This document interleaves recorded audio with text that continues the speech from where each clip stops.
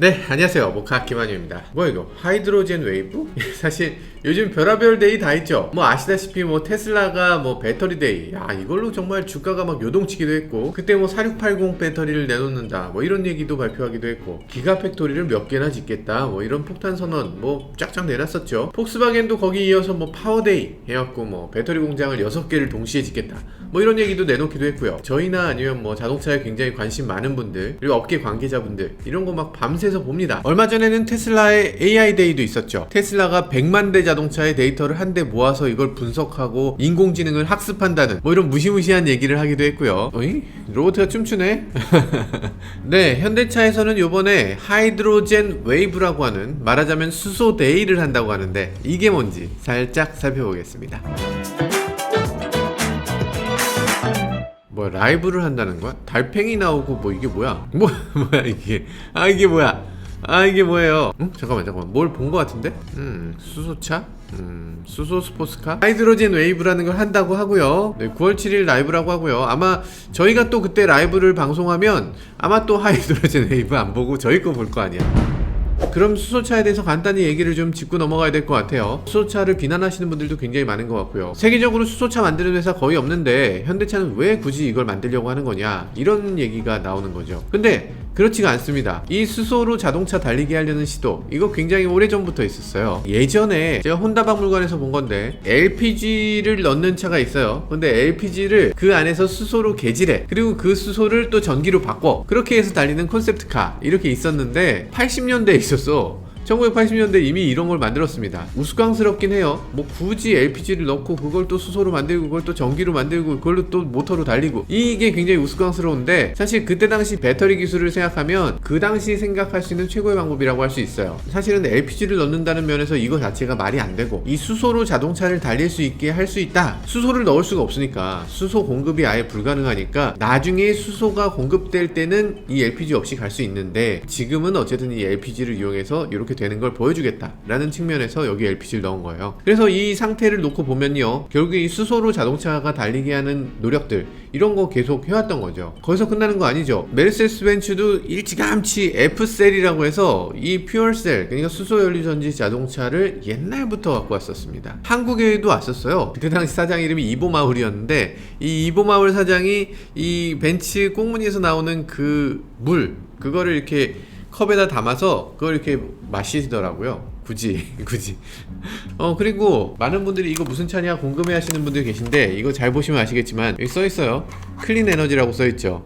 그리고 하이드로젠이라고 써있잖아요. 이게 바로 BMW가 만든 수소차입니다. 하이드로젠 7이라고 하는 차인데, 이 당시 저도 시승하기도 했고 이거 정말 멋진 자동차였죠. 보통의 수소전지 자동차들은 수소를 가지고 전기를 만들어서 전기 모터를 돌리는 방식이었는데, 그때 당시 이 BMW는 달리는 재미를 포기할 수 없다, 전기로 차가 달린다니 말도 안 된다 하면서 이 트렁크 안에 수소 탱크가 있었어요. 이 수소 탱크에 들어있는 그 수소를 실제로 이 엔진으로 직접 넣어서 이 엔진에서 연소를 시키는 방식으로 그렇게 만들어졌습니다. 그래서 굳이 수소를 휘발유처럼 그렇게 엔진 안에 넣고 태우는 거죠. 굳이 그렇게. 이때도 문제가 굉장히 많았는데, 이때 문제가 있었다면 이 수소가 세상에 있던 어떤 분자보다 더 작잖아요. 그러다 보니까 이 수소를 막을 수 있는 게 아무것도 없습니다. 고무 패킹을 한다? 고무 패킹 어떤 것보다도 작고요. 엔진 피스톤 사이로 다 빠져나와요. 그러니까 조금씩 다 새어 나오는 거죠. 통에 넣든 뭐 어떤 방식으로 밀봉을 하든 계속 새 나옵니다. 수소는 특성이 그래요. 놔둘 수가 없어. 계속 사라지는 거예요. 그리고 이렇게 수소 자체를 태우면 엄청 해프게 쓰게 되니까 이 수소가 엄청 많이 필요해요. 그래서 수소를 압축 수소로 갖고 다닐 수가 없고 액화 수소로 갖고 다녀야 됩니다. 액화 수소로 갖고 다니려니까, 수소가 액화되려면 영하 253도로 해야 액화가 돼요. 야, 진짜 이건 좀 가능한가? 현실적이지 않죠. 그래서 BMW는 이 수소 사업을 접었고요. 메르세데스 벤츠는 수소 사업을 계속 하고 있고, 혼다도 사실 FCV라고 해서 이 클래리티라고 하는 자동차를 꽤 오랫동안 내놓기도 했고요. 그런데 그거는 리스를 통해서만 판매가 됐고, 양산이라고 하기는 조금 거리감이 있다 뭐 이런 얘기를 많이 했었는데, 그래서 가장 잘하는 회사, 정말 수소 전용 자동차로 가장 먼저 양산한 회사는 사실은 도요타죠. 도요타가 미라이를 통해서 이런 수소 전용 자동차를 일찌감치 내놨고, 물론 현대차도 첫 번째 양산차다 뭐 이런 얘기를 하긴 하는데 세계에서 인정하는 건 사실 미라이 쪽이 조금 더 앞섰다라고 보고 있는 것 같아요. 이 말하기 되게 조심스럽네. 어쨌든 현대차와 도요타가 수소차 부분에서는 세계 1, 2위를 다투는 그런 회사라고 볼 수 있습니다. 사실은 이걸 누가 더 1등이냐 이런 걸 갖고 다툴 이유가 하나도 없어요. 지금은 수소 인프라 자체가 너무 적기 때문에 누가 내놓든 간에 수소차는 어쨌든 서로들 많이 내놓는 거, 이게 중요합니다. 거리에 수소차가 많다 그러면 수소를 공급하는 자동차 회사들 서로 도움이 됩니다. 근데 수소 얘기 지금 10년 넘게 하고 있다고 얘기하고 뭐 여러 회사들이 수소를 가지고서 내놓는다고 하는데 아직도 수소차가 그렇게 대중화되지 못했죠. 왜? 수소가 그렇게 다루기 힘들기 때문이죠. 그런데 다루기 힘든 거 다 알면서 왜 자꾸 수소를 끌고 나오나? 수소를 끌고 나와서 전기차 괜히 늦어지는 거 아니냐? 전기차 안 하냐? 뭐 이런 얘기들도 많이 하는데 이 수소도 사실은 전기차죠. 그러니까 수소차라는 건 전기차의 배터리 대신에 그 자리에 수소를 넣는다는 거예요. 이 배터리의 원료를 리튬이온이 아니라 수소로 한다는 거죠. 대체 왜 전기차로 전환하는가? 이것부터 생각해 볼 필요가 있죠. 아니, 왜 하필 전기야? 아니, 휘발유 없다고 해도 전기가 아니라 뭐 다른 물질로 뭔가 할 수 있지 않을까? 액화 무슨 자동차라든가 뭐 얼마든지 있을 수 있잖아. 카놀라유 자동차. 카놀라유 넣으면 안 되겠구나. 카놀라니까 죄송합니다. 자동차에 뭐 온갖 걸 넣을 수 있는데 왜 하필 전기냐? 그거 이유가 있죠. 전기가 가장 기본적인 힘이기 때문에 그래요. 그러니까 우리가 세상의 모든 힘들은 4가지밖에 없다고 하잖아요. 중력, 강력, 양력, 전자기력 이렇게 4개밖에 없어요. 그리고 이 4가지의 근원은 사실상 같다 뭐 이런 통일장 이론도 있죠. 뭐 다 알고 계시죠? 생각해보면 그냥 전기는 그냥 가장 기본적인 거고 나머지 뭐 불을 태운다든지 이런 것들은 그 기본적인 힘이 아니고 부차적인 힘인 거죠. 그래서 우리가 지금 한치의 의심도 없이 언젠간 전기차로 갈 수밖에 없다고 보는 게 바로 그 이유에서입니다. 그게 근원적인 에너지인 건 알겠어. 근데 그 다음에 이 근원적인 에너지를 도대체 어떻게 가지고서 우리가 그걸 활용할 거냐, 이거는 전혀 다른 문제잖아요. 전기라는 건 우리가 아직 가둘 수 있는 기술을 마련하지 못했습니다. 뭐 많이들 생각하실 때는 배터리에다 충전하면 되잖아요, 이렇게 생각하실 텐데 아직 그렇게 나이스하지 못합니다. 전기가 이렇게 딱 가둬지는 게 아니에요. 지금은 화학물질 안에 2개의 화학물질을 갖고 있고 이걸 전해액을 넣어서 이 산화와 환원 반응을 시키는 거예요. 그러니까 이 방식이 전혀 효율적이지 못한 거죠. 근데 이 수소는 이 우주에 가장 많은 물질이기도 한데 근데 이 수소 상태로 있는 경우가 거의 없는 거 아시죠? 수소가 수소 상태로 있으면 누군가하고 자꾸 반응해. 그러니까 수소는 그 자체가 전기를 저장하는 배터리다 라고 생각하시면 돼요. 그러니까 그냥 수소는 그냥 놔두면 그냥 배터리가 돼. 배터리가 되는데 요게 그냥 놔뒀을 때 배터리 되는 속도가 충분히 빠르지 못하니까, 그러니까 우리가 거기다가 촉매를 더하게 되고 그리고 그 표면적을 넓히게 되고 공기를 계속 공급하게 되고 이런 것들을 하는 게 바로 수소연료 전지입니다. 쉽죠?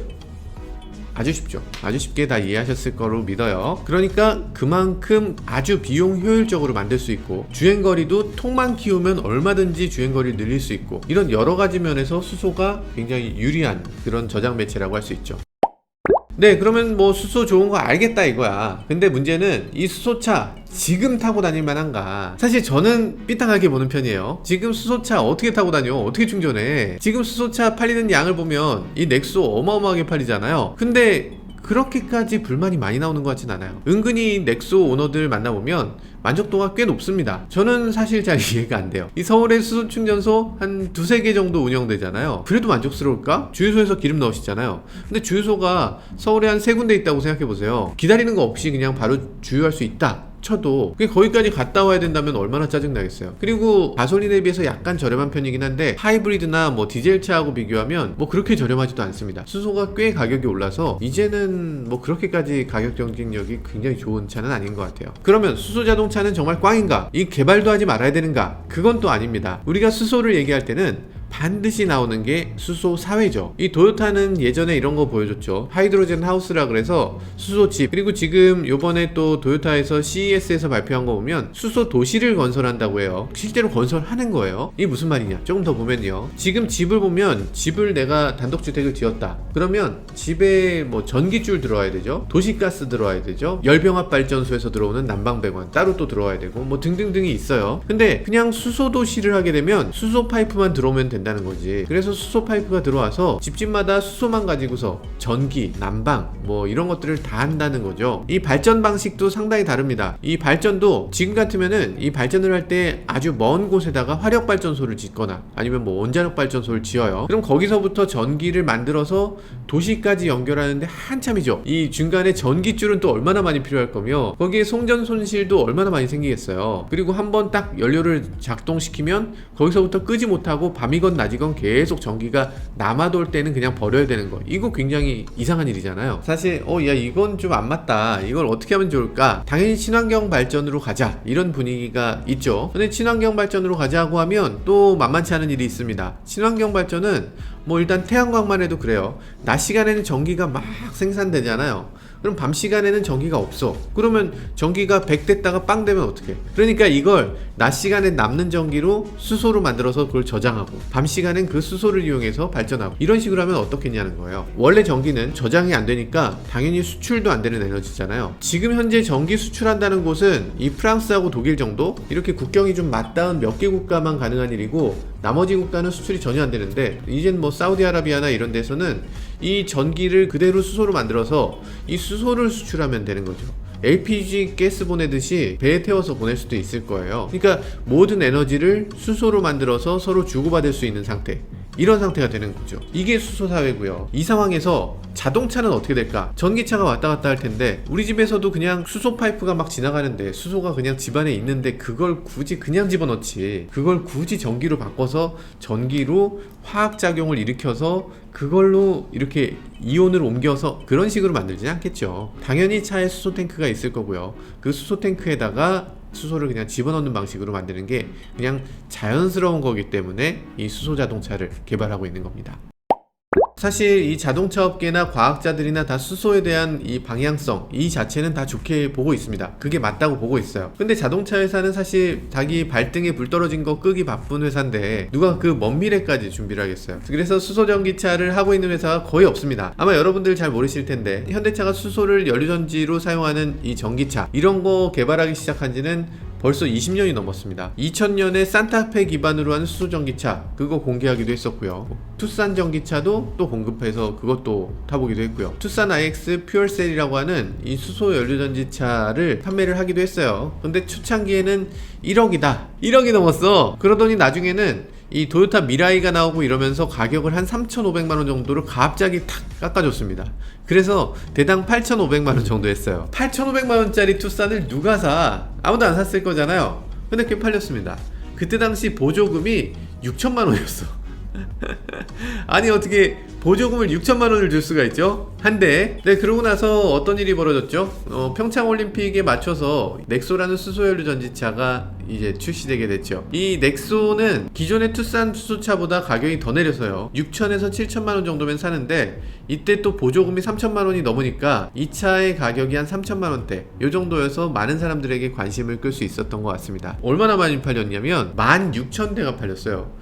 16,000대. 야 진짜 많이 팔았다. 그 다음에 나온 게 화물차 엑시언트 수소연료 전지차입니다. 이 차도 실제로 판매됐고요. 유럽의 수출도 조금 됐습니다. 이게 유럽에서는 수소연료 전지차에 대한 수요가 우리보다 훨씬 더 커요. 이제는 버스도 좀 만들어서 수출해주면 정말 좋을 것 같습니다.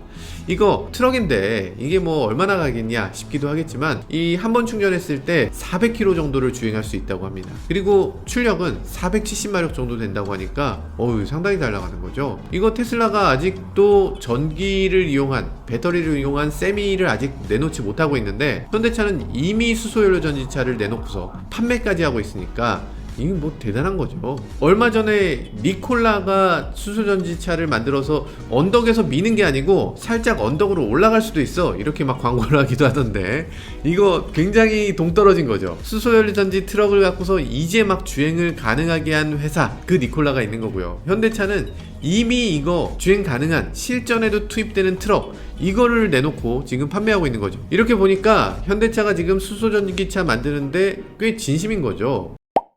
일단 현대차에서 9월 7일에 하이드로젠 웨이브 수소 데이를 연다고 합니다. 저도 이게 뭔지 전혀 모릅니다. 일단 현대차에서 공개한 티저 영상을 잠깐 볼게요. 총 3개인데 하나씩 보면서 얘기를 좀 해보죠. 지금 보니까 새로운 화물 수소 모빌리티라고 합니다. 이 수소 탱크가 커다래요. 엑시언트 수소연료전지차하고 좀 다르네요. 이거 잘 보면 옆에 H2라고 써있는데 이 H2는 뭐냐면 이 수소연료전지 시스템 브랜드를 뜻하는 거예요. 투싼에 들어가도 투싼의 H2가 되는 거고요. 다른 차에 막 들어가도 그게 다 H2가 된다고 보시면 됩니다. 수소가 H2잖아. 그래서 H2라고 이렇게 브랜딩을 한 것 같아요. 자, 어쨌든 지금 봤을 때 화물차 엄청 길고요. 무슨 기차 같네. 엄청 길고 멋지게 만든 것 같긴 한데 아무튼 요번에 분명히 이 화물차는 나올 것 같습니다. 이거 잘하면 그때 니콜라가 주가가 어떻게 올랐냐면 니콜라 주가가 이렇게 올랐거든요. 잠깐 현대차 떡상 가나요? 이거 금감원에서 쫓아오겠다. 아니고요. 전혀 모르겠어요. 전 전혀 모르겠고 이게 갑자기 폭락할 수도 있는 거예요. 무슨 얘기를 해도 안 되는 거지 이거. 아무튼 저는 진짜 모릅니다. 전 진짜 모르는 거예요. 쫄리네.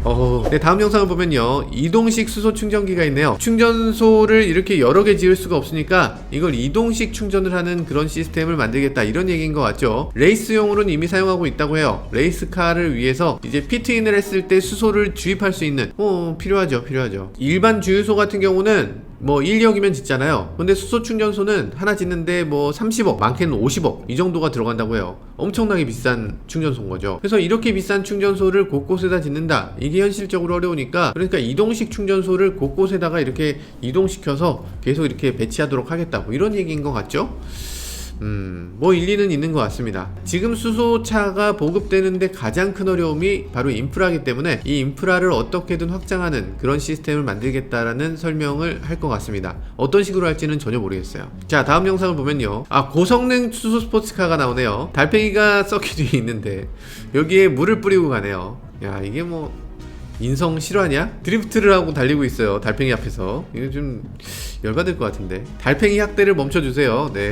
일단 봤을 때는 쿠페형 스포츠카인 것 같아요. 일단 도어가 하나밖에 없는 것 같고 리어 스포일러도 달려있는 것 같고 아주 슈퍼 스포츠카 같은데, 지난번에 아반떼 N 광고가 나왔을 때 아반떼 N 홍보 영상 메인 끝에 이렇게 수소연료 전지를 달고 있는 자동차가 막 달리는 모습을 보여줬거든요. 아마도 수소연료 전지를 가진 그런 슈퍼 스포츠카를 조만간 내놓을 걸로 예상됩니다.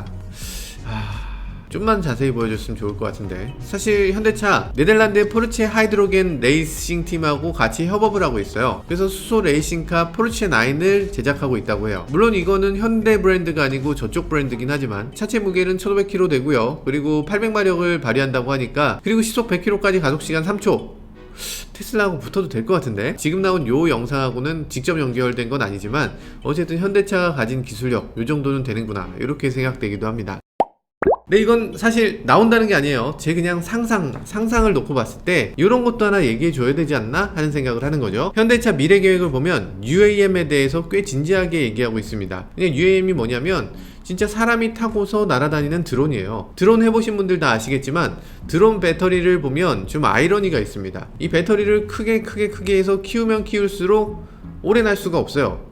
왜냐면 이 배터리가 작으면 배터리가 다 닳아서 못 날잖아요. 근데 배터리가 크면 클수록 그 배터리 자체가 무거워서 오래 날 수가 없게 돼요. 그 배터리가 그렇게까지 큰 드론이 별로 없잖아요. 근데 UAM을 보면 사람을 많게는 4명 정도 태울 수 있을 걸로 보죠. 그리고 1시간 이상 날아야 돼요. 그러니까 결국에 더 오래 날 수 있는 방법이 필요한데 이게 수소로 갈 수밖에 없는 겁니다. 지금 두산에서 만들고 있는 이게 두산의 수소 드론인데 이게 이미 1시간을 넘게 날아요. 이 액화수소는 이 일반 수소에 비해서 800분의 1로 부피가 줄어들 수 있으니까 이 액화수소로 가면 더 오랫동안 날 수 있겠죠. 그래서 어쩌면 이 하이드로젠 웨이브라는 요번 이 행사에서는 UAM 얘기가 나오지 않을까 싶네요. 안 나오려나? 안 나올 수도 있고.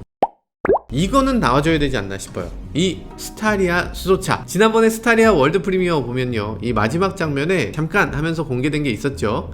이 스타리아가 수소 충전소에 서 있는 장면이었는데 이게 그럴만한 게 어떤 차에 수소 탱크를 넣어야 된다 그러면 굉장히 많은 걸 개조해야 됐을 거예요. 근데 스타리아를 보면 이 아래쪽에 빈 공간이 엄청 많거든요. 인테그랄 바디 프레임 형태로 돼 있어서 그 프레임 아래쪽으로 공간이 너무나 많기 때문에 여기에 LPG 탱크도 넣을 수 있고요, 여기에 수소 탱크도 넣을 때 충분한 공간이 나옵니다. 그래서 스타리아 수소차가 나올 것이다, 이런 영상을 보여줬는데 한 번 충전으로 1000km 갈 수 있는 수소 법탈이합니다. 이러면 또 괜찮을 것 같아요. 요번에 수소데이에서 이런 것도 보여주면 참 좋을 것 같습니다.